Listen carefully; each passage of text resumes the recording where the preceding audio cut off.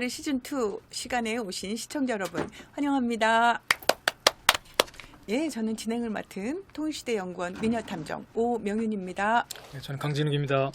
예.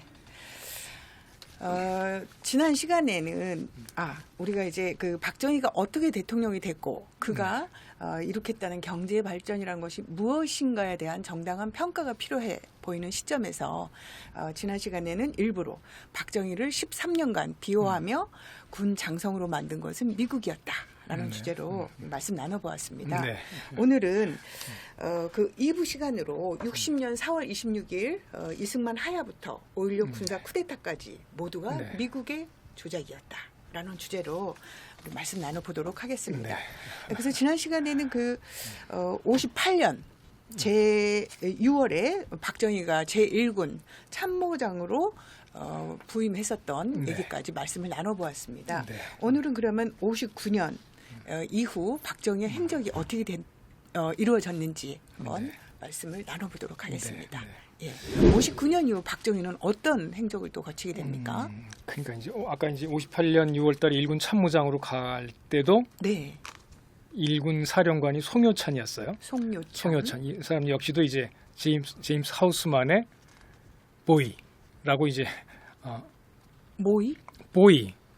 보이. 네.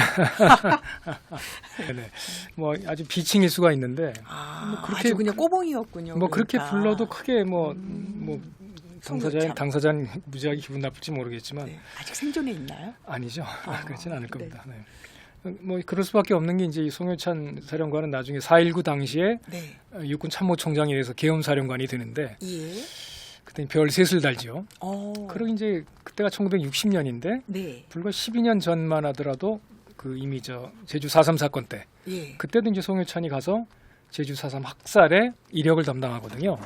그 제주 4.3 학살을 진도 지휘한 게 이제 미군이었으니까 그때 이제 제임스 하우스만은 직접 제주도엔 가지 않았지만 뭐 그 뒤로도 이제 뭐 여순 사건이나 이런 데서도 관여했을 것이고 또 송효찬이 워낙 제주도에서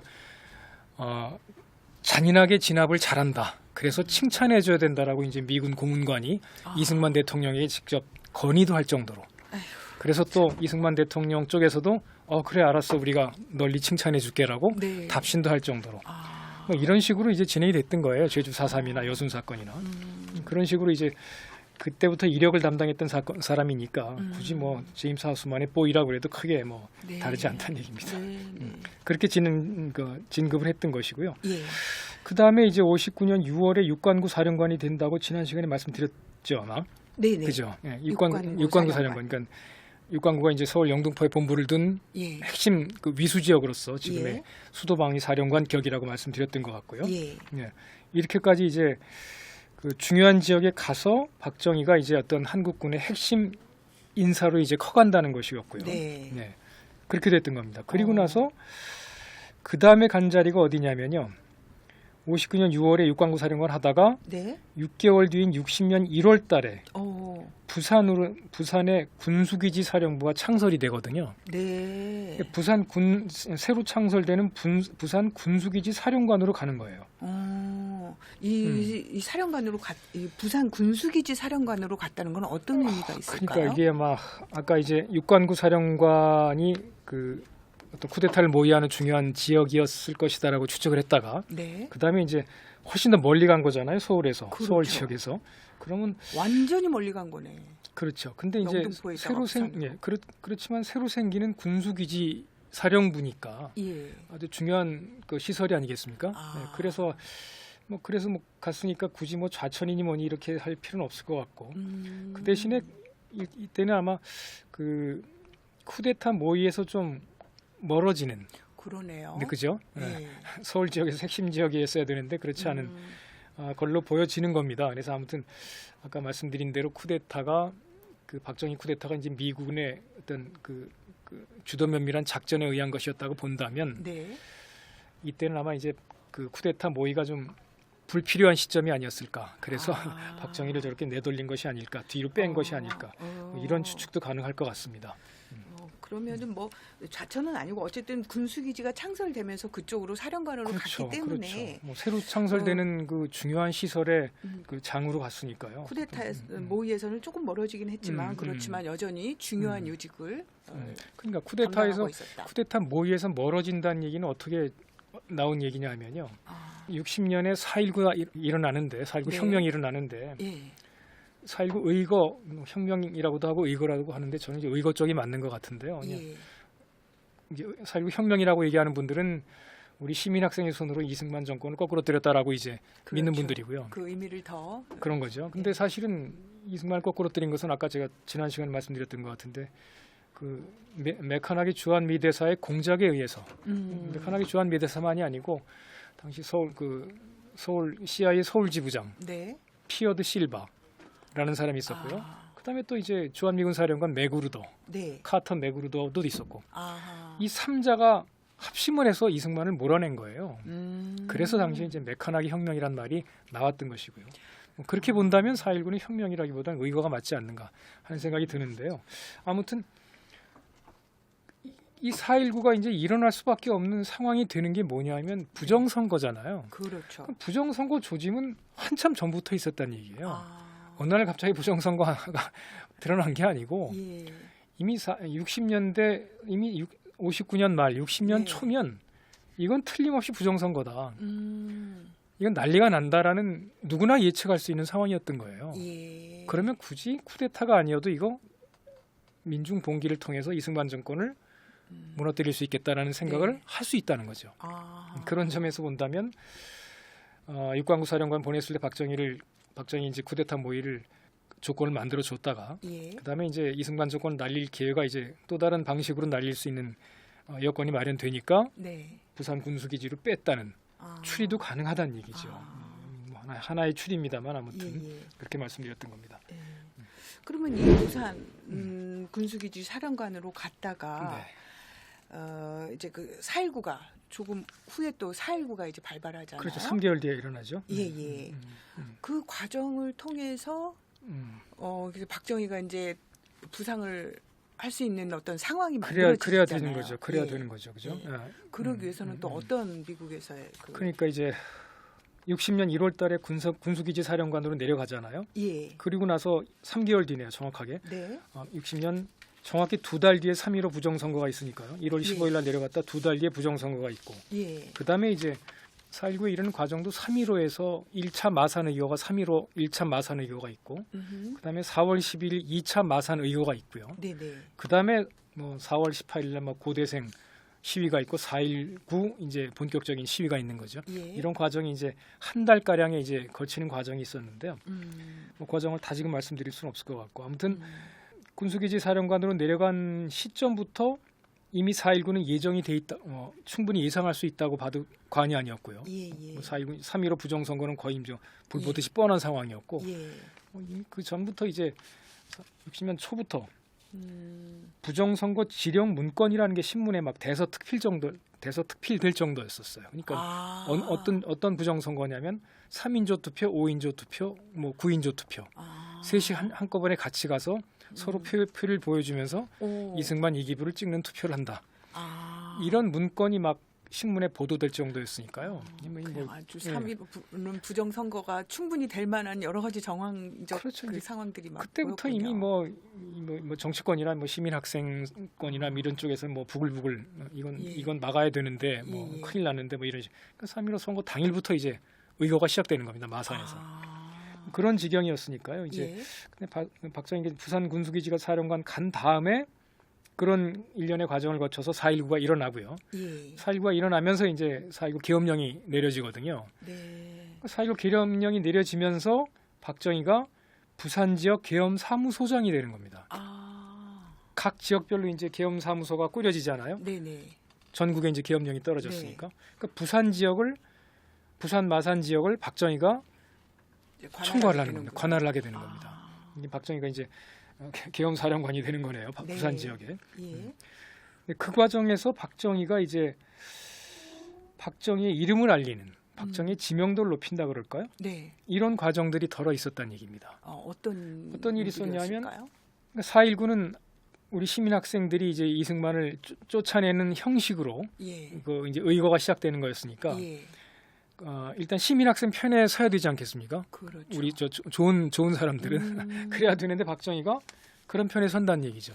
아. 그러니까 경찰들의 이제 무자비한 진압을 막는 역할, 무자비한 진압으로 인해서 피해를 본 사람들을 구제해주는 역할. 민주 세력에게는 그러니까 우리 편처럼 보이게 하는 그런 역할을 거죠. 한 거군요. 그거를 이제 박정희 부산 지역 계엄 사무소장에게 그런 이미지를 씌워주는 겁니다. 근데 그런 일종의 미담 기사, 박정희의 그러네요. 미담 기사가 신문에 몇 차례 실리는 거예요. 이러이러해서 박정희가 무도하게 무자비한 경찰들 징치했다든가, 네. 또 괜히 이제 주모자도 아닌 급들은 다 풀어주라 그랬다든가, 또 4.19 데모 때 이제 죽은 어떤 부인이 있었는데 네. 부인이 이제 홀로 7남매를 돌보고 있었는데 네. 그 7남매 맞이가 군에 있었는데 네. 박정희의 명령에 의해서 의가사 제대를 시켜줘서 어머니를 대신해서 동생들을 돌볼 수 있게 해줬다라든가 참 이상한 지어낸 듯한 이야기들이 계속 이렇게 나오는 거예요. 예. 근데 박정희를 선량한 군인으로 만들어주려는 노력이 아니었을까 예. 이렇게 보여지는 겁니다.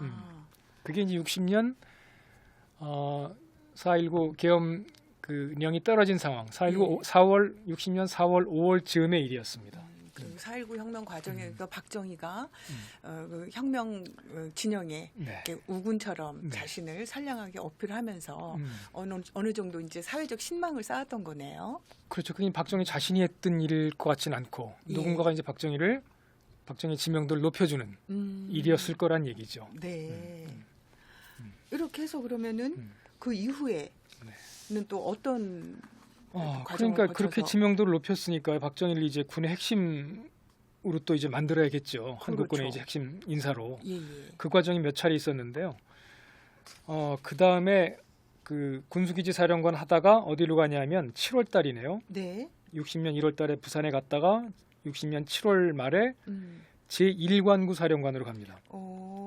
1관구 사령관 아까 6관구 말씀드릴 때 사령관 6관구는 후방 부대였다고. 6관구는 이제 서울의 영등포에 그러니까요. 있는 그 서울 이제 수도 경비 사령관 격의 핵심적인 부대였고요. 예. 1관구 사령관은 어디였냐면 전라도를 지어가는 관할하는 1관구였어요. 그러니까 맨 후방 부대였던 것이죠. 그러네요. 네. 그러니까 이제 이것도 이제 이미 4.19가 돼서 이승만이 물러났으니까 네. 일단은 이제 쿠데타 국면은 아닌 거잖아요.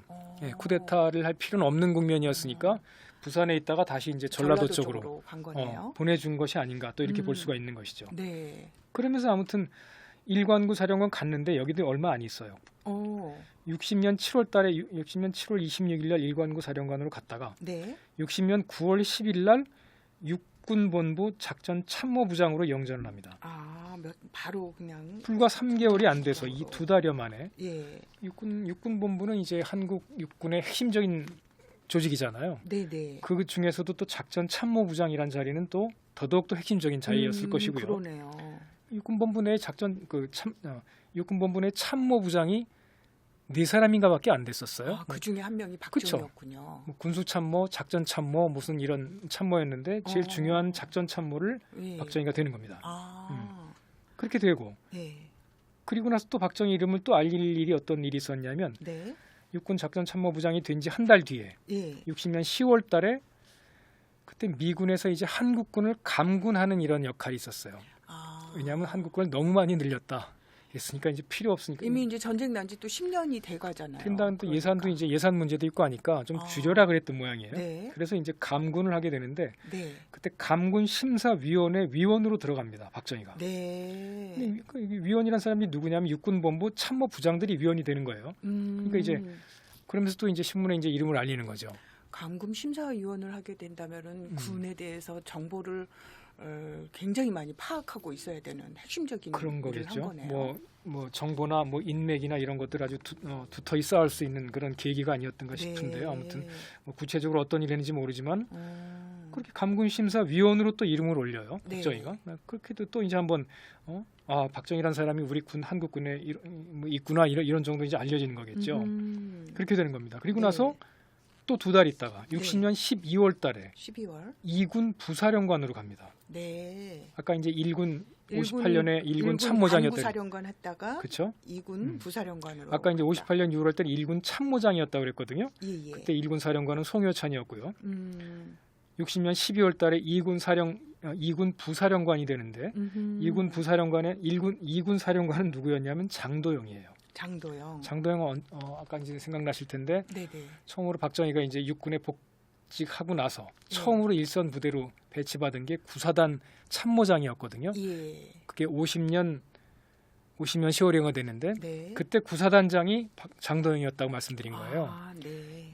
계속해서 박정희를 이렇게 끌어주고 밀어주고 하는 거는 장도영, 송효찬, 백선엽, 정일권 이런 사람들인 거예요. 이런 사람들이 박정희를 계속 비호해주면서 네. 핵심 요직으로 이렇게 돌려주는 겁니다.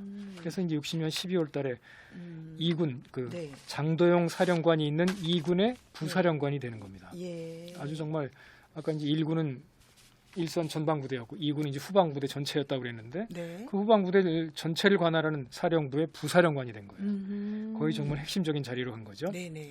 그러니까 이렇게 보면요. 60년에만 박정희가 4번의 인사 이동이 있었던 거예요. 이게 참 그러네요. 놀라운 굉장히 일인데. 잦은 인사가 있었네요. 그러니까 60년 1월 때 군수기지 사령부 갔다가 60년 6개월 있다가 1월, 7월, 9월, 10월, 12월 이런 식이 된 거예요. 아, 그러네요. 그러니까 박정희를 계속해서 이렇게 돌려주면서 핵심적인 인사 자리로 올려주고 밀어주고 하는 그런 인사가 아니었던가 되는 겁니다. 그런 인사를 통해서도 또 고른 인사를 통해서도 이 군 상황을 굉장히 파악할 수 있는 기회가 됐겠네요. 그렇죠. 군 상황도 파악하고 또 군 인맥도 쌓고 그러네요. 주변에 이제 또 네. 쿠데타 세력도 모의를 이제 끌어모으면서 뭐 이럴 기회가 됐던 거죠. 아, 그랬던 겁니다. 그러니까 이미 쿠데타를 일으켰던 61년 정도 되면 이미 박정희는 군의 거의 모든 인맥이나 사항들을 다 파악할 수 있었던 네. 상황이었군요. 그랬다고 보여지는 게요. 예. 마지막에 이제 아까 60년 12월 7일 날 간 게 2군 부사령관이라고 그랬잖아요. 예. 근데 이때 또 어떤 일이 벌어지냐면요. 2군 부사령관 장도영이 갑자기 61년 2월 달에 육군 참모총장이 됩니다. 네. 그랬는데 그럼 2군 사령관 자리가 비잖아요. 그렇죠. 그럼 이때 2군 사령관이 누가 되냐면 육군 참모총장이던 최경록이 2군 사령관으로 임명이 되는 거예요. 아, 이게 아주 이상한 인사인데.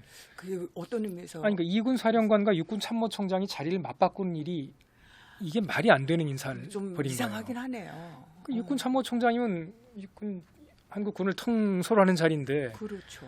그 자리에 있던 사람은 자기 밑에 있는 2군 사령관과 자리를 맞바꾼다. 이건 예. 말이 안 되는 얘기예요. 아, 이건 어떻게 보면 박정희의 쿠데타를 위한 자리 바꿈이라고 보여지는 겁니다. 왜 그러냐면요. 네네. 그 자리 바꿨는데 그러면 육군 참모총장 하던 사람이 2군 사령관이 됐으면 곧바로 부임해서 네. 2군 사령관 역할을 수행하면 문제가 없겠죠. 예. 그런데 그 말이 안 되는 인사에 최경록 육군 참모총장도 반발을 한 거예요. 어떻게 육군 참모총장 하던 나를 2군 사령관으로 보내냐. 오. 차라리 예편을 시켜라. 아. 이렇게 된 거예요. 기분이 나빴구나. 그러니까 기분도 나빴을 뿐만 아니라 뭔가 그 관행에 맞지 않는 거죠. 그렇죠. 인사 관행에. 어색한 거 자연스럽지 않네요. 그렇죠. 그래 놓으니까 2군 사령관 자리는 공석이 된 거예요. 아. 그랬다 결국 이제 최경록 육군 참모총장도 여러 군데서 이제 뭐 협박도 받았고 이제 회유를 받았겠죠. 네. 빨리 내려가라 이랬으니까 이제 장면 총리를 만나고 나서 그럼 내가 승복을 하겠다. 그러고 나서 가긴 가지만 네. 금방 또 미국 유학을 가요. 오. 그러니까 미국 유학은 뭐 일반 유학인가요? 아니면 뭐 그게 박정희처럼 아니고 군... 이제 박정희처럼 미군에서 이제 데려간 식인 거죠. 그러니까 다시 말하면 2군 부사령관으로 가 있는 박정희에게 네. 쿠데타를 할 수 있는 모든 여건을 만들어 주기 위해서 2군 사령관 자리를 공석을 만들어 주는 버렸구나. 그런 것이 아닌가라고 보여지는 겁니다. 네. 그걸 부인할 수가 없어요. 네. 2군 사령관 하던 장도영이를 육군 참모총장 시켜놓고 네. 참모총장 하던 최경록을 2군 사령관으로 보내는데 네. 거부하고 네. 그랬다가 그냥 마지못해 승복하는 척 했는데 또 네. 미국으로 데려가서 몇 달 있다 데려오고 이렇게 되면 박정희는 사령관 없는 사령부의 부사령관으로서 자기 마음대로 하는 거잖아요. 아무나 그러네요. 만나고 다니면서. 이러다가 몇 달 있다가 5.16 쿠데타의 주역이 된 겁니다. 이렇게 되면 박정희는 누군가 만들어준 쿠데타의 그냥 수장이 될 수밖에 없었던 그러네요. 거죠. 여러 요직들을 두루 거치면서 그렇죠. 그리고 또 제2 그 사령관 제2군 사령관이 네. 공석이 되면서 박정희가 군에서 모든 실권을 주무를 수 있는 위치가 그렇게 된 되는 거네요. 거죠. 네. 그런 자리가 네. 그렇게 돼서 아마 박정희가 네. 쿠데타의 주역이 된 것 같습니다. 네. 쿠데타로 네. 이제 군에서는 모든 권력을 다 이제 자기가 컨트롤할 수 있는 상황이 됐는데 네. 이것이 남한에서는 또 4.19 뭐 이렇게 세력이라든가 네. 진보 세력들 측에서는 이것이 순탄하게 받아들여졌을 것 같진 않아요. 그런 것도 있었고요. 예. 그러니까 아까 이제 최경록 육군 참모총장이 2군 사령관 자리를 거부하다가 네. 마지막에 승복했다가 또 네. 미국에 간다 그랬잖아요. 예. 미국에 간 거는 61년 2월 달이네요. 61년 2월 22일 날 갔다가 4월 27일 날 돌아오는 걸로 돼 있네요. 금방 오네요. 그러니까 2달 동안 비워준 거예요. 그리고 4월 27일 날 2군 사령관으로 오면 뭐 합니까? 5월 16일 날 쿠데타가 일어나는데. 그렇죠. 그러니까 최경록에 대해서도 박정희가 네. 굳이 뭐 반감을 갖진 않았을 거예요. 최경록도 네. 꽤 그 청렴결백한 장군으로 알려져 있어요. 네. 그랬는데도 쿠데타를 용인할 사람은 아니었던 거예요. 그래놓으니까 최경록이는 일단 바깥으로 빼준 상태에서 박정희에게 이제 그런 기회를 주고 예.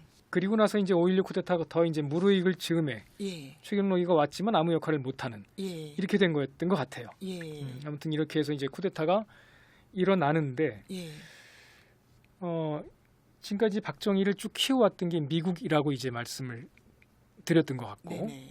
그 이제 미국이라는 것 중에 가장 핵심적인 인사가 제임스 하우스만이라는 예. 사람이었던 거죠. 예. 제임스 하우스만에 대해서 조금 더 말씀을 드리면 네.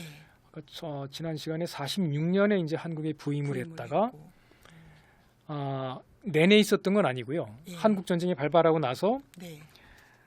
1.45 때 직후에 한국을 떠납니다. 네. 1.45 때 직후에 이제 뭐 전쟁이 한창 막 될 때니까 뭐 위험해서 떠났는지 아니면 네. 그때까지만 해도 사실상 이 제임스 하우스만이 거의 뭐 한 그 미군 측의 그 작전을 지휘하는 역할을 했었어요. 왜냐하면 그때 이제 그 제임스 하우스만의 상관이 로버츠 준장이었는데 예. 군사 고문단장이었는데 이 사람이 예. 이제 한국전 발발 직전에 미국으로 돌아가거든요. 예. 그러니까 사실상의 이제 그 군사 고문단장 역할을 예. 제임스 하우스만이 하고 있었던 거예요. 그러니까 그러니까 한국 전쟁 발발하고 나서 몇 달 있다 9월 28일 날 뭐 서울 수복하고 나서 좀 10월 달에 평양까지 가잖아요. 네네. 이 평양 갈 때도 제임스 하우스만이 이승만과 같이 가요. 같이 가고 같이 갔는데 이승만 옆에 있으면 안 되니까 좀 떨어져 있었다라고 오. 자기 회고록에 씁니다. 그러니까 그 모든 그 작전 지휘를 하우스만이 했다고 봐도 과언이 네. 아닌 거예요. 네. 하우스만이 직접 메가더의 지휘를 받으면서 네. 모든 사항을 다 이제 결정권을 가지고 아. 한국군을 움직인 것이 아닌가 이렇게 보여지는 겁니다. 네, 그렇게 하다가 왜 미국으로 갔을까요? 그다음에 이제 평양까지 점령을 했는데 그다음에 예. 이제 중공군이 밀고 내려오잖아요. 예. 압록강을 넘어서. 그렇죠. 그다음에 이제 51년 1.45태가 되잖아요. 1월 예. 4일 날. 예. 그때부터 이제 또 전쟁이 또 본격화되니까 그러니까요. 굳이 그때는 있을 필요가 없다고 생각했는지 또 위험하니까 이제 돌아갔을 수도 있고요. 그래서 이제 미국으로 갑니다. 하우스만은. 예. 그리고 갔다가 언제 오냐면 5년 뒤죠. 56년 3월 달에 옵니다. 그러면은 다시 돌아온 걸 보면 네. 그 한국을 떠나 있어서 미국에 있는 동안에도 부단히 한국에 대해 한국 그렇죠. 문제에 관여했을 것 같네. 그렇죠. 이제 같은데요. 51년 3월 달에 한국을 떠날 때 그리고 예. 가서 이제 미국에서 무슨 일을 했냐면 예. 미 국방부 국방정보국의 예. 한국 과장으로 있었어요. 계속 한국을 그러니까 계속 관심을 한국 문제를 둘 다뤘던 수밖에 거죠. 없었던. 한국 전쟁 문제를 다루고 전쟁이 끝난 다음에 또 이승만 정권의 문제를 다루고 예. 왜냐하면 이 사람은 한국군을 창설한 사람이니까 그렇죠. 한국군의 모든 군 요직, 군 인맥을 다 알고 있는 사람이니까 그러네요. 그러니까 누굴 참모총장 시키고 누군 일군 사령관 시키고 하는 거를 이 사람이 다 알고 있었던 거예요. 한국 문제에 떠날 수가 없는 떠날 수가 없는 거죠. 그래 놓으니까 거네요. 56년에 다시 한국에 왔던 겁니다. 그러니까 예. 56년에 다시 온 이유는 뭔가 급박한 상황이 있었던 거예요. 네. 급박한 상황은 이제 또 다른 얘기니까 좀 다른 기회에 말씀드리기로 하고요. 예. 그리고 나서 이제 56년쯤에 이제 온 뒤로 56년쯤 뭐 어떤 때는 박정희가 오사단장 하다가 폭설로 인해서 크게 문책을 당할 뻔했는데 네. 육군대학에 들어간 시점이었거든요. 그리고 이제 육군대학을 졸업한 그 즈음에 이제 그 제임스 하우스만은 한국에 다시 돌아와 있었던 거고요. 네네. 그 뒤로도 이제 그 제임스 하우스만은 박정희 어떤 그 보호하는 역할을 했을 것이고 예. 그렇게 박정희가 계속 이제 커오다가 쿠데타까지 간 겁니다. 예. 쿠데타에 대해서 이 제임스 하우스만은 뭐라 그러냐면 예. 그 제임스 하우스만의 그 한국 대통령을 움직인 미군 대위라는 책에 보면요. 예.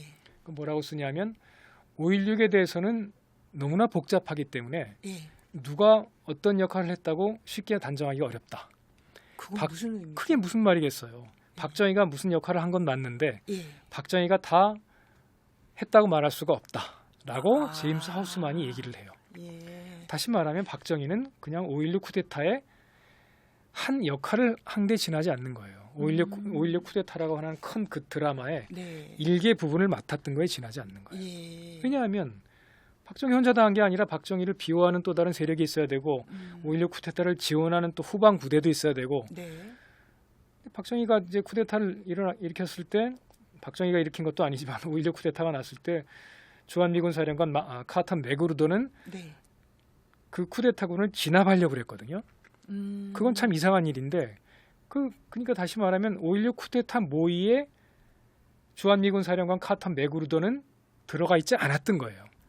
아, 그럼 미국 안에서도 그렇죠. 그 어떤 이렇게 좀 약간의 그런 거죠. 그런 이견 그룹이 있었네요. 그러니까 근데 미국의 대한 정책이라고 얘기할 때 보통 미국이 뭐 했다 이렇게 말을 하지만 예. 그 미국이 뭐를 했다고 할 땐 크게 세 가지로 나눠봐야 되는 거예요. 미국 국무부 라인, 외교 라인이 있는 것이고 오호. 국방부 라인이 따로 있고요. 그렇게. 정보국 라인이 또 있어요. 예. 최소 세 가지입니다. 그러니까 박정희 5.16 쿠데타는 미 육군 정보국 라인에서 네. 관장을 한 걸로 보면 되는 겁니다. 아. 그러니까 주한미군 사령관 카터 맥그루더는 뭐 알면서 모른 척 했는지 이건 뭐 알 수 없는데 아무튼 예. 박정희 진압해야 된다 막 이렇게 이제 나섰다가 금방 교체가 돼요. 아. 네, 그런 걸로 봐서는 카터 맥그루더는 그 쿠데타 모의 그룹에 속해 있지 않았던 것이 아닌가 이렇게 추측도 된다는 얘기입니다. 아무튼 그렇게 쿠데타가 됐는데 그 쿠데타에 대해서 제임스 하우스만이 예. 너무나 복잡한 과정이기 때문에 예. 단순하게 박정희가 했다고 말할 수 네. 없다라고 이야기했다면 예. 그 쿠데타는 자기가 예. 전체적인 틀을 짜고 예. 누구는 박정희를 돕고 누구는 아. 쿠데타 진압에 나서지 가만히 있고 이런 식으로 각 장교들을 자기가 다 관리했다고 얘기한 것과 다름이 없다는 얘기죠. 예. 그런 과정에서 예. 쿠데타가 성공을 할 수 있었고요. 네. 또 하나 이제 제임스 하우스만과 박정희 관계의 또 중요한 게 뭐냐면 그 제임스 하우스만의 자기 회고록에 쓰기를 네. 박정희가 쿠데타 다음 날 자기를 찾아왔다 이거죠. 네. 찾아와서 그 제임스 하우스만의 그 관저가 어디 있었냐면 당시 이제 그 용산의 미8군 사령부 내에 있었던 거예요. 네. 그 당시 이제 그 안에 육군본부도 같이 있었고 어허. 그 박정희랑 이제 가까이 있었던 거죠. 그러니까 예. 그 제임스 하우스만은 48년 박정희를 구명할 때쯤 그 네. 여숨 사건이 있을 때 예. 그 박정희가 토벌군 사령부에 이제 작전 참모로 왔을 때 그 예. 인연을 그 맺었다가 그 뒤로는 이제 인연이 끊어진 것처럼 얘기를 해요. 아. 그 다음부터는 자기는 관계 없었다는 식으로 얘기를 하지만 예. 그렇지 않았던 거죠. 자기는 예. 원격 방식으로 예. 원격 조정하는 방식으로 박정희를 계속 그 비호했던 것이고 예. 쿠데타 과정에서도 아마 밀접하게 어떤 그 연관이 있었을 걸로 보여져요. 근데 그건 드러난 건 아무도 없지만 네. 아무튼 이제 그 제임스 하우스만이 하는 얘기는 뭐냐면 예. 쿠데타 다음 날 자기를 찾아왔다. 음. 와선 자기 이제 그 가족들 다 있는데 박정희랑 쿠데타 다음 날이라면 5월 17일이겠죠. 17일 예, 바로. 근데 이 사람 말로는 5월 18일일 거예요. 아. 이 사람 개념에는 5월 17일이 쿠데타라고 보여지는 거니까 미국 시간으로 본다면 예. 아무튼 5월 18일인 것 같아요. 예. 17일인지 정확하진 않은데 예. 아무튼 이제 자기랑 가족들이 다 있는데 자기 뭐 박정희한테 콜라도 주고 있다고 오. 그 자리에서 박정희가 와서 나 좀 예. 도와주면 안 되겠냐 이렇게 말을 해서 아. 자기는 안 그래도 나 지금 미국 갈라 그래. 그래서 비행기 표를 자기가 보여주는. 오. 그게 뭐겠어 이게. 이미 다 박정희가 한 거 다 알고 예. 박정희에 대한 비토 그룹이 미국 내에 있으니 네. 가서 자기가 설득을 하고 온다 이런 얘기예요. 아. 실제로 자기가 가서 한 얘기를 해요. 예. 그 미 합참 의장도 만나고 네. 미 국방부 또 어떤 군 핵심 인사들을 만나서 자기가 박정희 괜찮은 사람이라고 설득하고 왔다. 아. 그리고 나서 이제 그 6월 말쯤인가 한 달쯤 있다가 다시 돌아와서는 다 이제 충분히 얘기했다. 이제 네. 미국은 박정희 당신 편이야라고 말해주는 했다고 자기가 회고록 했습니다. 예, 그러니까 하우스만이 혁명 다음 날 박정희를 만난 뒤후 미국에 가서 5.16 혁명의 어떤 5.16 쿠데타의 네. 정당성을 일종의 승인 비슷하게 비준하는 쪽으로 이렇게 그런 거죠. 이제 네, 자기는 그렇군요. 5.16 쿠데타 이후 박정희를 만났다고 얘기하지만 그 이제 이 과정을 보면 그 쿠데타 모의 과정부터 아주 깊숙이 박정희 측과 수기를 했을 건 예. 머리를 맞대고 이제 수기를 했을 걸로 보여진다는 얘기입니다. 예. 그건 이제 추리 영역이니까 예. 이다 아니다 이제 논란이 있을 수 있지만 제임스 하우스만의 책을 보면 충분히 그렇게 볼 수 있다는 얘기입니다. 예. 네. 그러니까 박정희가 군에서 네. 자기 이제 장성으로 쭉 클 때까지도 13년간 미국의 네. 비호가 있었고 그다음에 그렇죠. 48년부터 쿠데타까지도 음. 모든 과정이 하우스만을 매개로 해서 미국의 네. 조작으로 가능했다. 네. 라고 한다면은 이 박정희의 5.16 쿠데타라는 것이 결코 한국의 어떤 내부적인 동인으로 그렇죠. 발전할 수 있는 것을 막아버리고 네. 미국이 인위적으로 한국의 거죠. 발전에 이게 뭐 개입할 수밖에 없었던 이 시초가 이게 됐던 것이네요. 네, 그러니까 아까 이제 발전 얘기하셔서 처음에 말씀하실 때 네. 이제 경제 발전 얘기를 하셨는데요. 예, 사실 경제 박정희가 이제 한국을 그 뭐 굶주림에서 구제한 네, 뭐 다른 공과를 얘기할 때 다른 뭐 과도 많지만 예, 가난에서 벗어나게 해준 게 박정희 아니냐라고 다들 얘기한단 말이죠. 예, 예. 그런 건 아니었고요, 사실은. 맞습니다. 이승만 정권 말년부터 이미 미국은 예, 이승만 정권 자체가 미국의 예. 그 예산 지원 없이는 예, 하루도 버틸 수 없는 정권이었으니까요. 예. 그때부터 이미 그 미국이 이제 속국으로 만들어지는 한국을 어떻게든지 이제 경제 발전을 시켜야 될 의무가 있었던 겁니다. 예. 그래서 이제 뭐 경제 발전 5단계 계획이라고 하는 예. 당시 이제 그 로스토우라는 사람이 있어요. 이 사람은 베트남 전에도 관여를 하고 예. 이승만 정권의 경제 개발. 예. 그때 이미 5단계 경제 개발론을 만들면서 이제 그 일설에는 이제 일설이 아니라 그 5단계 경제 개발론을 부제로 붙인 것이 비공산당 선언, 네, 막스의 공산당 선언의 예, 엔티테제로서 예, 막스의 공산당 선언은 이제 자본주의가 망한다는 것인데 예, 그 로스토우의 5단계 경제 개발론은 예. 막스가 틀렸다. 아. 이렇게 해서 자본주의는 계속 번창할 것이다라는 네. 주장을 담은 것이거든요. 아. 그 5단계서를 만든 게 60년에 예. 그 하나의 이제 보고서, 하나 완성된 그게 나오는 거예요. 예. 책으로. 예. 그때 이미 이제 이승만 정권 때부터 이거를 시행을 하려고 그랬다가 음. 이승만 정권을 용도 폐기시키면서 이제 박정희 정권에 넘어가서 그다음부터 이제 예산 지원을 막 하면서 이제 한국 경제를 발전시켰다고 볼 수 있는 것이죠. 예. 이랬으니까 이제 박정희가 다 했다는 얘기는 맞지 않는 얘기고요. 네, 그런 점에서 이제 그 경제 문제를 다시 살펴볼 필요가 있을 것 같은데요. 그건 예. 경제 문제 좀 아는 분들이 하시면 좋겠습니다. 예. 어쨌든 박정희의 성장과 그다음에 5.16 군사 쿠데타를 통해서 정권을 잡고 이후 경제 정책을 했던 것이 이미 박정희는 출범 때부터 미국의 이해에 의해 네. 움직였던 인물이기 때문에 네. 경제 발전 또한 어느 정도 철저하게는 이 미국의 이해 부합하기 위한 그런 거죠. 과정이었다라고 볼 수 있겠네요. 그런 거죠. 한 마디만 더 말씀드릴게요. 예. 좀 길어지는데요. 예. 아까 이제 미국의 이해에 의해서 5.16 쿠데타가 있었다고 말씀을 저도 드렸고 이제 가셨는데 예. 그때 결정적인 미국이 이제 한 동북아 전략에서 필요한 게 뭐였냐면 아까 이제 이승만 정권을 용도 폐기한 이유가 예. 한일 국교 정상화 문제가 잘 안 풀렸기 때문이라고 말씀드렸거든요. 네네. 그게 이제 가장 중요한 이유였고 다른 것도 있었겠지만 또 이제 다른 이유를 댄다면 예. 60년 즈음에는 미국이 이제 베트남 침략전을 이제 본격적으로 나설 국리를 할 때입니다. 네. 그러려면 한일 관계가 일체화돼야 되고 그렇죠. 한미 삼국 관계가 거의 이제 하나로 돌아가야 되는 때였으니까. 네. 그러려면 이승만 정권은 폐기돼야 되는 거예요. 정리돼야 되는 폐기되면서 정권이 맞네요. 한일 국교 정상회의 가장 최적임자가 박정희였던 거예요. 예. 일제 만주군 장교였고 예. 나중에 실제로 이제 박정희 되자마자 그 미국에서 이제 박정희를 부를 때 네. 일본을 거쳐오라 그래요. 예. 일본 거쳐갈 때 박정희가 자기 이제 학교 다닐 때 스승을 만나요. 그래서 큰 절을 하고 오고 오. 일본에서 예. 예. 그때 이제 한일 국교 정상회는 이미 되는 걸로 예. 합의를 하고 가는 거예요. 그리고 가서 케네디를 만나는 것이고 네. 그 전에 이제 5.16 쿠데타 하고 나서 아마 60년 1월 달로 하는데 네. 그때 미국과 일본이 신안보 조약을 체결을 해요. 그 신안보 조약을 체결한다는 얘기는 이 미국과 일본이 합심을 하고 뭔가 이제 같이 아시아를 이제 지배하는 예. 아시아 경제를 이제 통제하면서 아시아권을 같이 이제 전략을 짜맞추는 그때 이제 미국은 베트남 침략의 의도를 갖고 있었고 네. 동시에 베트남 침략하기 위해서는 그 전진 기지가 필요했는데 전진 기지는 바로 일본 밑에 있는 오키나와 기지가 필요했던 것이고 그 오키나와를 영구히 점령하고자 하는 꿍꿍이 속에서 미일 신안보 조약이 체결된다는 얘기죠. 네. 이런 과정에서 이제 이승만 정권은 날아가야 되고 박정희가 새로 박정희 정권이 수립돼야 될 필요가 있었던 겁니다. 예. 이런 과정에서 이제 5.16이 있었다는 얘기를 좀 드리고 싶은 거예요. 아. 복잡한 얘기라 참 네, 간단히 말씀드리기가 참 어려운데 아무튼 예. 네.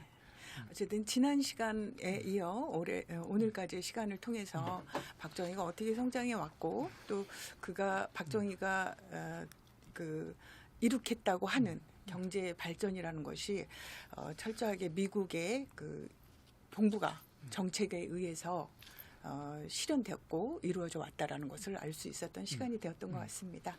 예, 말씀 감사합니다. 네, 수고하셨습니다.